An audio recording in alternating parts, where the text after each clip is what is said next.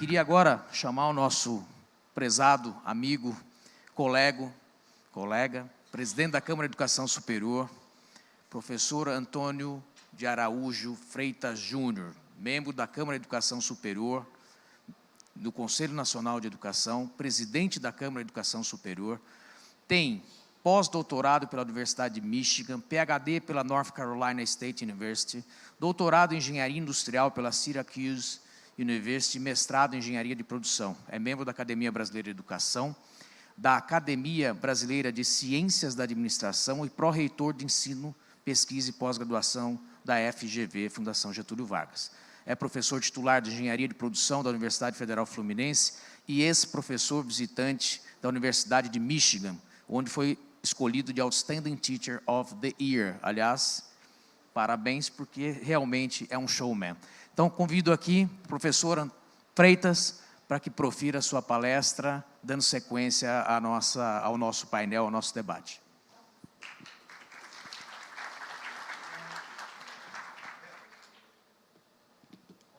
É difícil.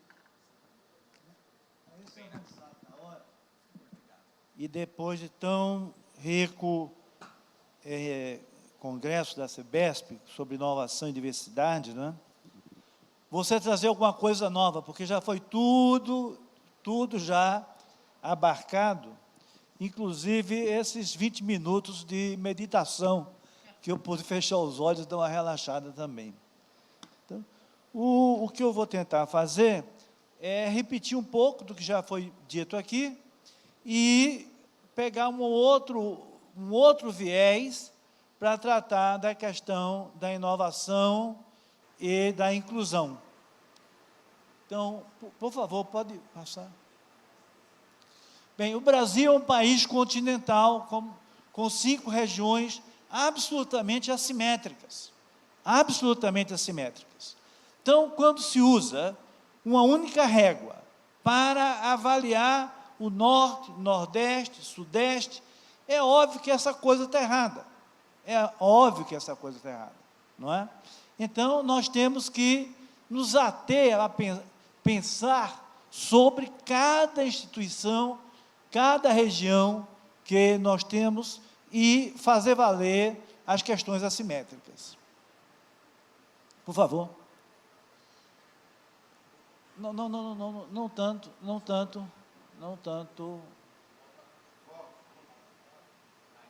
Tudo bem. Eu acho importante falar sobre as DCNs, que é a forma com que, em vez de nós termos um sistema onde você tinha uma prescrição de disciplinas que todos tinham que oferecer, entender, e acho que as pessoas ainda não entenderam bem o que são as diretrizes curriculares nacionais. As diretrizes curriculares nacionais são vetores referenciais, ou seja, é o que eu digo, você devia fazer ginástica, devia se alimentar melhor, devia dormir cedo, ou seja, as DCNs, elas se diz apenas que o ótimo, o bom, seria você fazer algo. Agora, você não é obrigado a fazer, ao contrário do que nós tínhamos antes. Elas são, então, um referencial. E por que eu falo em módulo? Imagina um curso de engenharia. Ele pode ter 5 matemáticas, 5 cálculos, ou pode ter 2 cálculos. Supõe engenharia de pesca, basta, não sei, pode ter 2 cálculos, 1 cálculo. Em engenharia eletrônica, talvez 5 cálculos. Ou seja, o módulo ele é referencial e a intensidade quem faz é a escola. Qual foi a diferença? Antes, 11 sujeitos, meio velhos, na poluição de Brasília, dizia que todas as escolas tinham que dar o mesmo programa de engenharia mecânica em Roraima, em São Paulo, no Rio de Janeiro. Agora, criamos um problema, porque as pessoas estavam acostumadas a seguir a bula, a seguir o currículo mínimo. Agora, nós fizemos uma coisa que as pessoas não gostam. Transferimos essa responsabilidade integralmente para as instituições.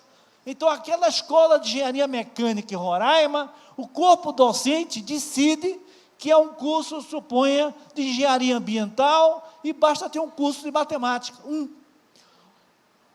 Uma escola da USP, por exemplo, engenharia mecatrônica, acha que é necessário dar 4 cursos de cálculo, super apertado. Ou seja, nós transferimos da burocracia de Brasília para a escola decidir o que ela vai fazer, como é que ela vai montar o seu projeto pedagógico do curso.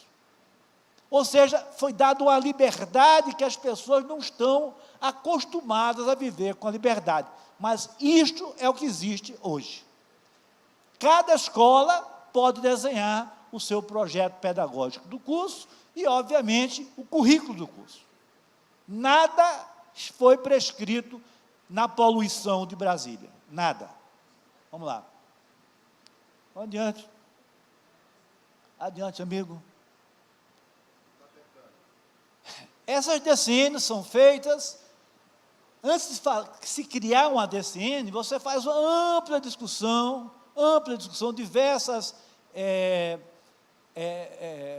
diversas audiências públicas, todas as instituições associadas ao assunto são ouvidas.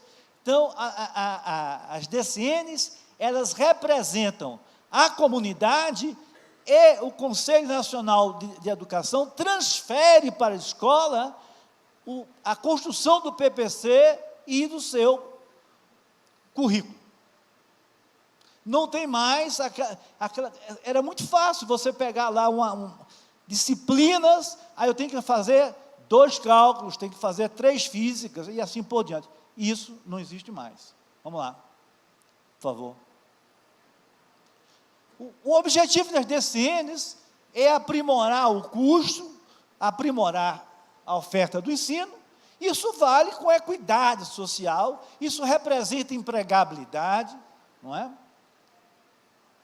Preparar os profissionais para as carreiras do futuro, ou seja, todas essas tecnologias que foram expostas aqui, todas, os senhores têm a responsabilidade de inserir no curso. Não é o Conselho, não é o MEC, não é o ministro. A responsabilidade é dos senhores. Querem usar a tecnologia? Fiquem à vontade, usem à vontade.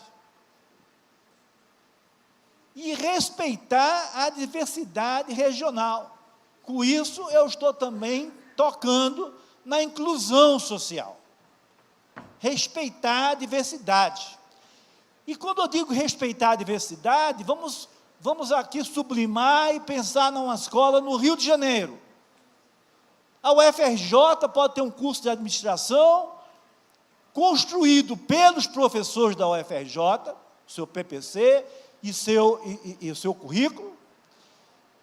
E uma escola na Baixada, os professores desenham o PPC, desenham o seu currículo em função da necessidade dos egressos. A UFRJ é melhor do que aquela escola da Baixada? Não necessariamente. Se ela fizer o que se propõe com perfeição, ela está ótima, pode ser até melhor do que a UFRJ, ou do que a FGV. Ou seja, foi transferido para a instituição.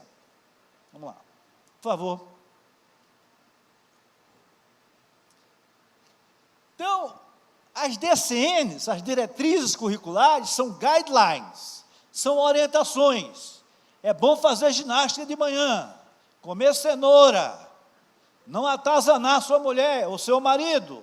São orientações. Agora, se você vai seguir ou não, aí a escola, a instituição, desenha o seu projeto pedagógico do curso e constrói o currículo, ou seja, o conselheiro Neto e eu e nossos colegas transferimos essa responsabilidade para os senhores, admitindo a diversidade, as questões de assimetrias regionais e assim por diante. Ou seja, você constrói o projeto pedagógico em função do perfil do egresso. Vamos, mais uma vez, pensar em administração, que é fácil. Uma escola pode preparar executivos para a alta administração de uma empresa, então tem lá uma estratégia. Outra escola uma escola pequena pode preparar administradores esportivos, o outro administradores escolares, ou administradores hospitalares. Os programas podem ser completamente distintos, e aquela escolinha pequena, se faz a coisa com perfeição, ela pode ser muito melhor do que aquela escola renomada e extremamente conhecida. Ou seja, tem os guidelines, o que é bom para você, comer cenoura. Corpo docente desenha o seu programa em função do egresso que você quer formar. Vamos lá. Bem, às vezes se expressam por perfil, etc. Vamos pular isso, porque o tempo é curto. Pode pular. É desejável, é possível, se a instituição desejar, incluir na graduação, pegar um aluno da graduação que tome cursos da pós-graduação. Então, eu tenho um aluno muito bom na graduação, eu digo, olha, por que você não toma esse curso do mestrado? Ou do doutorado? Depende da instituição. É absolutamente possível. Nesse caso, contaria como eletiva. Você quer que eu vá embora, rapaz? Agora eu já esperei até agora.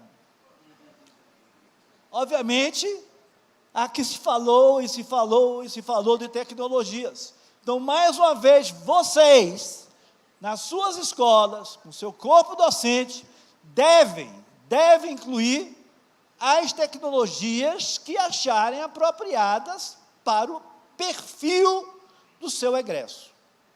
Vamos lá. É desejável que tenha disciplinas de tópicos especiais para oxigenar o curso. O mundo vai mudando com muita velocidade. Então, é bom ter 2 ou 3 disciplinas que você não tem ementa. Aonde chega, por exemplo, um professor da Caltech, ou chega o professor Neto, o professor Rui Otávio, ou chega algum visitante, ou algum professor está fazendo uma pesquisa que quer testar com os alunos. Então, é desejável essa oxigenação para manter seu programa continuamente atualizado. Vamos lá. Essa liberdade, agora, como eu disse, foi dada uma liberdade total. Geralmente, todas as DCNs, elas miram em habilidades e competências. Habilidades e competências. Quem desenha o programa são o PPC, ou o currículo, são as escolas. O estágio supervisionado pode ser feito dentro ou fora da escola, vamos andando, para não fugir do tempo. As atividades complementares, esse é um problema que eu tenho encontrado. Se eu tenho um curso de engenharia, o aluno vai fazer atividade complementar em engenharia, não é esse o objetivo. Se ele faz engenharia, por que ele não faz atividade complementar em teatro? Por que ele não vai fazer no hospital? O objetivo é criar uma abrangência. A atividade complementar é para abrir a cabeça do jovem ou do trabalhador.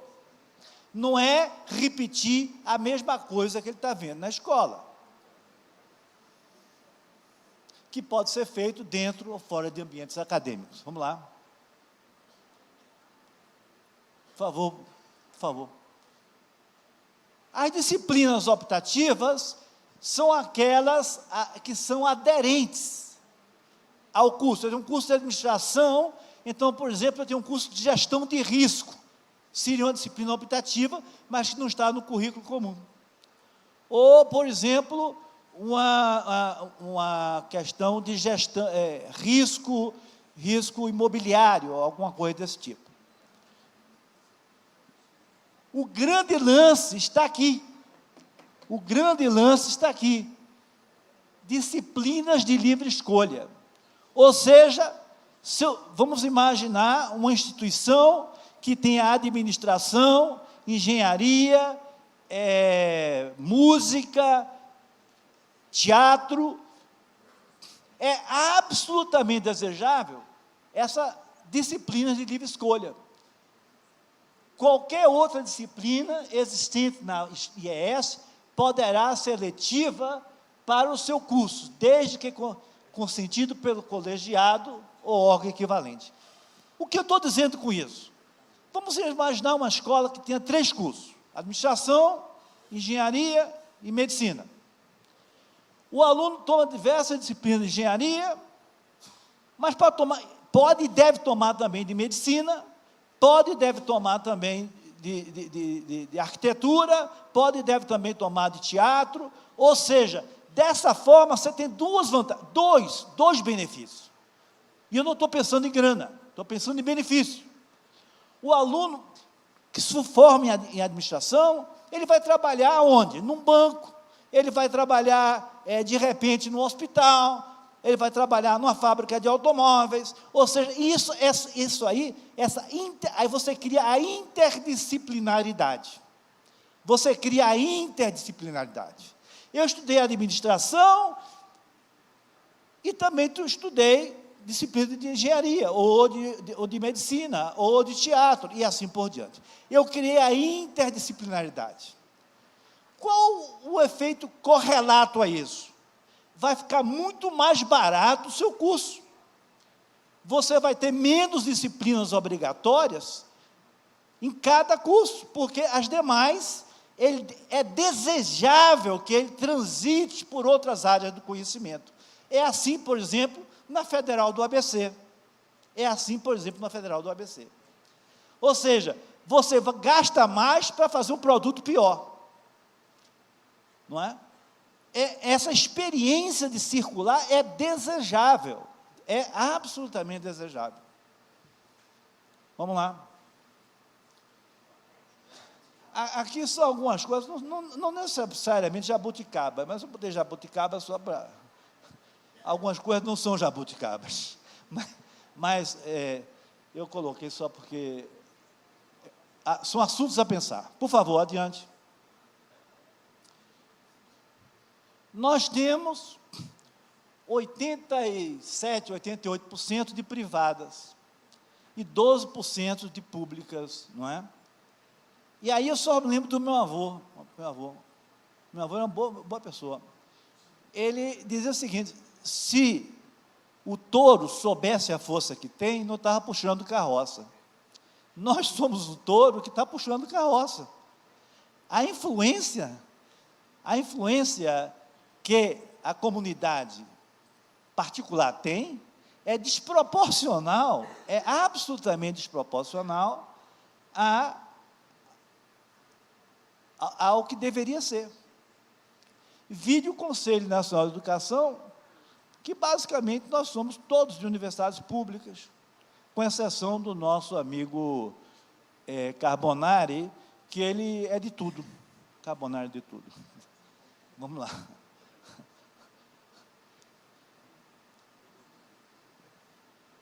A educação, direito de todos, dever do Estado, da família, e preparar o indivíduo para a cidadania e qualificação do trabalho.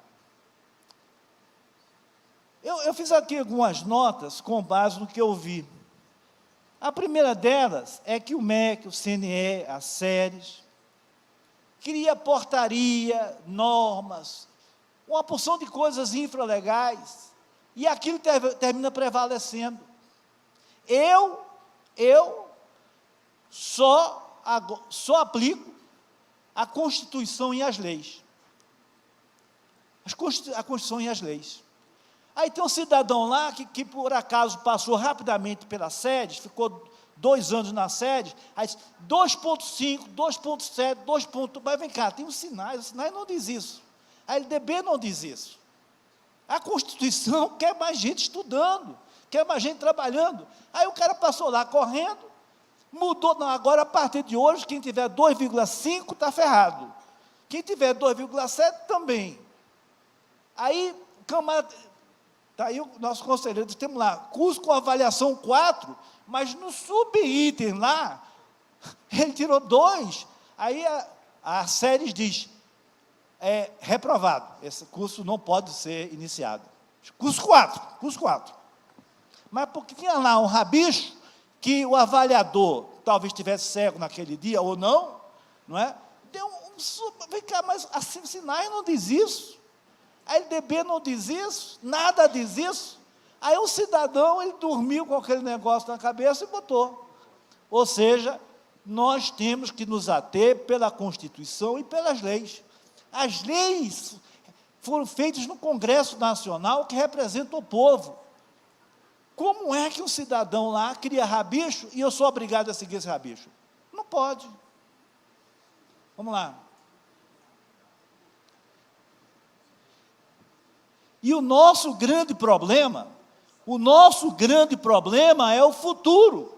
O Brasil é a 6ª economia do mundo, 80ª em educação. Como é que isso pode acontecer? Se você é 6ª em educação, em economia, devia ser 6ª em educação, 12ª, mas alguma coisa que fizesse nexo. Não 6ª em economia e 80ª em educação. E aí o problema vem que daqui a mais alguns anos, 30, 40 anos, nós vamos ter poucos jovens, e uma montoeira de gente assemelhada a mim ou mais alta. Então, isso vai o quê? Isso vai não só vai faltar aluno para as faculdades, universidades, universitários, mas também a economia brasileira, com essa tecnologia que foi mostrada aqui, até que sem educação, a economia brasileira vai caminhar para trás. Ou seja, como disse o doutor Neto, não é? Nós temos que cuidar desse pessoal intensivamente. É absolutamente importante que a Base Nacional Comum Curricular seja implantada. E para isso tem algumas coisas. Primeiro, nas nossas faculdades, centros universidades, nós temos que preparar os professores com base na Base Nacional Comum Curricular. Por outro lado, as 186 mil escolas espalhadas no Brasil, que têm professores atuando, eu tenho que rapidamente chegar a eles para eles aprenderem a base curricular e praticar. E, possivelmente, a única forma será com tecnologia. Não existe outra forma em face das nossas necessidades.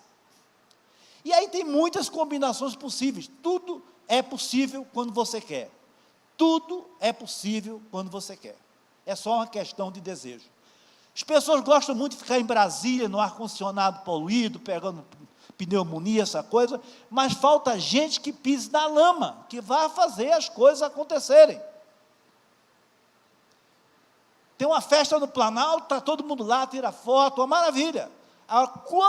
Cadê o cara que está dentro daquela escolinha de Rondônia, vendo o problema daquela escola? Ou, um menino lá avalia uma faculdade no interior de Rondônia, sem considerar o impacto social daquela escola. A escola teve 2,9, não pode ser aprovada. Mas, meu amigo, na lei comum, está escrito que a autoridade pública tem que olhar também a relevância da instituição para aquela região. Não é só uma questão métrica. Não é? De fato, a métrica não pode ser só uma. Você tem que ver impacto regional, não é? Você tem que ver questões de diversidades, de inovação, ou seja, não pode ser uma régua só. É um mínimo, um tripé. Então, se nós não cuidarmos com muita força, e aí as faculdades, universidades, centros universitários, têm um papel importantíssimo, que é preparar os professores que já estão atuando e os novos professores. Porque se não fizermos isso, essa garotada que não faz nada, que nem estuda, nem trabalha, não é? Vai fazer a economia caminhar para trás. Outro dia eu vi um governador aí falando, temos que criar novos presídios, porque eu não ouço falar, temos que criar novas escolas, temos que remunerar melhor os nossos professores, e assim por diante. Eu gosto muito dessa frase do Bock. Se você pensa que a educação é cara, imagina a ignorância, não é? Quantos, um aluno brasileiro, no seu número certo, o Neto talvez saiba melhor do que eu, é 300 a 600 reais por ano na educação básica. Um detento custa mais de 2.000 reais por mês. Por mês. Então, educação básica é um problema de justiça social, é um problema de segurança nacional e de desenvolvimento econômico. E nós estamos brincando com isso. Estamos brincando. Todo dia chega um paspalhão para falar qualquer bobagem, fica por isso mesmo. Vamos lá. O paspalhão pode ser qualquer um.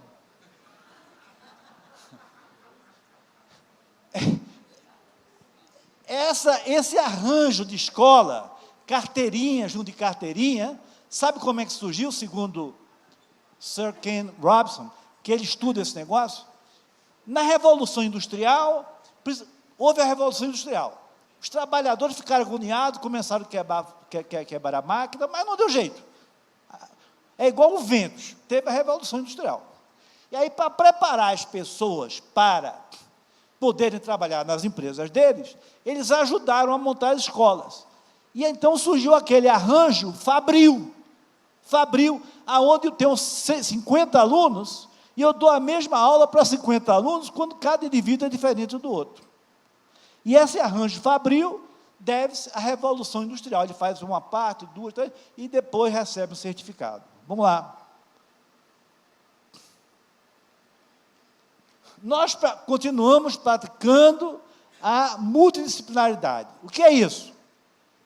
O professor dá aula de finanças, o outro dá de marketing, de logística, e eles não se conversam.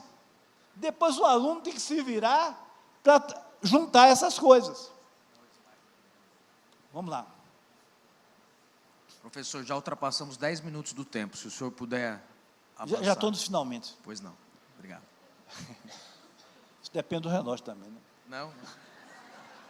Olha, só fazendo assim, zen, eu fiquei 25 minutos. Então, a formação interdisciplinar é quando cada indivíduo, eu formo o médico como médico, eu formo a enfermeira como enfermeira e assim por diante. Mas eles trabalham em conjunto, mas cada um permanece com sua formação. Não é? Essa é a ideia da interdisciplinaridade. Quando entra um paciente correndo no tratamento intensivo, eles trabalham em conjunto, harmonicamente, de forma imediata. Vamos lá, quem tem que terminar isso? Não, meu filho, o que é isso que você quer botar para fora?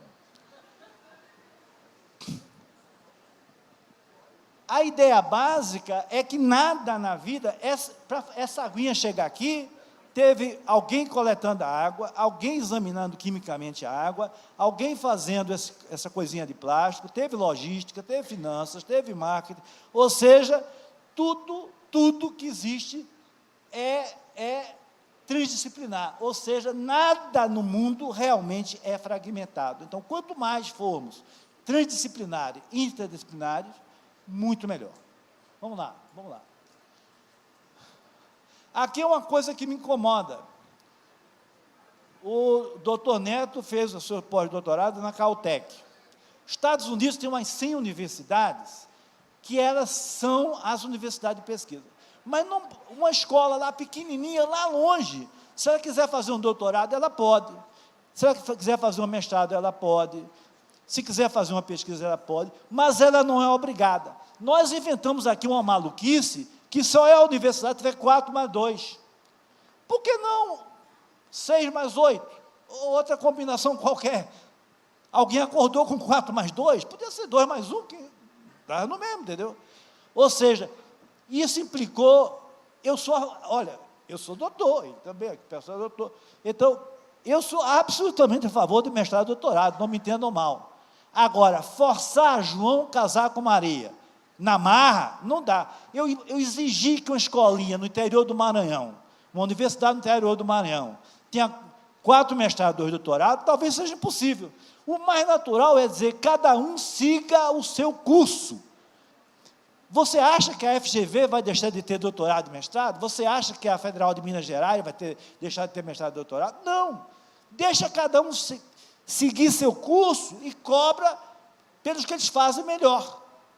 Cobra do jeito que eles fazem melhor. Então, essa coisa de 4+2 criou uma situação que não tem dinheiro. Pergunta ao ministro se tem dinheiro para financiar 6.877 cursos, estrito senso. Não tem grana. Não tem grana. Vai em frente, vai nessa. Contrata um bocado de professor, agora, cadê a grana? Então, é muito simples. Faz como nos Estados Unidos, na Alemanha, na França, em todo lugar. Deixa cada um seguir a sua vocação. Deixa cada um seguir a sua vocação. De repente, aquela escola quer ter um mestrado, deixa ele, tudo bem. Daqui a um tempo faz um outro mestrado. Deixa seguir a sua vocação. Essa coisa de você forçar é muito, muito ruim. Pode passar. Esses são exemplos de escola na Alemanha, nos Estados Unidos. Essa de Georgetown é top do top, só tem um mestrado. Top do top, só tem um mestrado. As outras não tem nem, é só graduação. Vamos lá. Um outro assunto é que aqui, nós, por definição nossa mesmo, nós nos definimos como débeis mentais. Se tiver um curso de doutorado, tem que ter um professor, 4, 5 alunos, porque é o doutorado. Ou tiver um mestrado, tem que ter uns 20, 15 alunos. A graduação tem que ter 40, 50. Isso aqui é uma aula em Harvard. Isso é uma aula em Harvard. Eu dei aula em Michigan para 270 alunos. Dessa forma, você pode remunerar melhor o professor, qualificar mais o professor e fazer com que esses alunos tenham contato com os melhores professores existentes naquele país. Essa ideia, Frank Sinatra cantou no Maracanã, com milhões de pessoas lá, o pessoal nem entendia inglês, mas gostavam. Que gostavam. Então, esse mito de 40, 50, 60, isso é uma doideira. Depende das instalações físicas que você tem, depende das condições que são oferecidas. Talvez numa escola só caiba mesmo 40, depende da escola. Vamos lá. Houve um tempo que só nós tínhamos o CPD, que só os gênios trabalhavam ali. Aí, quando se criou o computador de mesa, houve uma evolução disruptiva. O que é uma evolução disruptiva? É você levar quem não tem o mesmo acesso que os gênios tinham no CPD. Quando eu levo educação à distância, não vou chamar educação à distância, educação a qualquer parte do Brasil, isso é uma evolução disruptiva. Vamos deixar de chamar de presencial e distância. É educação. Qual a capacidade que o MEC tem de um grande grupo dizer que tem, ele dá 50%, 40% presencial à distância, 60% presencial? Ninguém tem controle sobre isso. Eles fazem o que querem, porque não é por causa dele não, é porque o MEC finge que controla, mas não controla. Vamos lá, terminando. Vamos lá, vamos passar. Vamos lá, professor. Vamos passando. Vamos para o fim, por favor. Olha, isso aqui tem que ficar um pouquinho. Os rapazes já disseram aqui que ia fechar a universidade, nós íamos perder os empregos. Eu já vi tudo aqui, né? Então tudo bem. Então eu vou passar a acreditar nisso. Olha, o pessoal vai perder os empregos, vai ter inteligência artificial, vai ter outras tecnologias mais avançadas ainda. Mas o que é que vai sobrar? O que é que vai sobrar no curso de medicina, de engenharia, de fisioterapia, de enfermagem, qualquer curso? O que vai sobrar são soft skills. habilidades, essa resiliência, empatia, colaboração, comunicação, ou seja, esses soft skills que nós não valorizamos, achamos que cálculo é um negócio extremamente complexo. Mas você lidar com pessoas é muito mais complexo. Muito mais complexo. Então, nós temos que investir nisso. Isso é que vai fazer com que nosso aluno chegue a presidente da empresa. O Silvio Santos tem o quê? Curso de cálculo ou ele tem soft skills que ele nasceu com ele? Essa é a diferença. Vamos lá, companheiro. E agora eu só vou comentar bem rapidamente. A primeira coisa é, temos que nos debater para que o MEC, o CNE, a SEDES e todas as instituições sigam a Constituição e as leis. Tem leis, tem sinais, tem LDB e assim por diante. E tem as leis comuns. Excesso de regulamentação gera falta de segurança jurídica, excesso de processo burocrático e, eventualmente, litigação.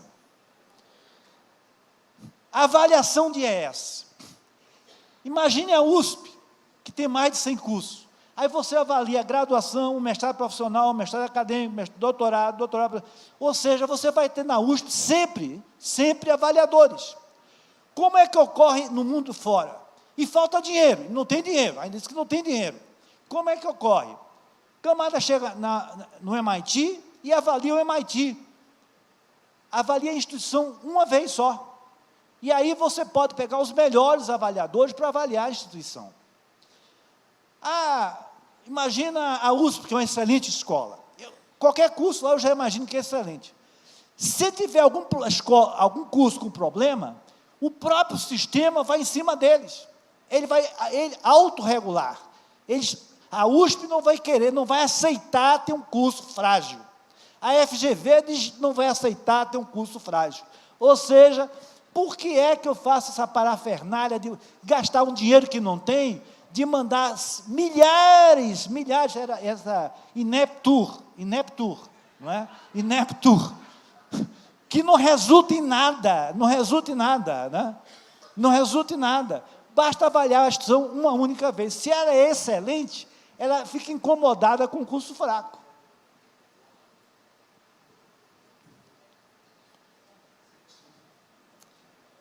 E só para não encher mais a paciência, da mesma forma que podemos e devemos ter aulas virtuais, eu estava falando lá, eu conversei com o reitor de Irvine é a Universidade da Califórnia, nova, mas muito boa, tem prêmio Nobel lá e tudo.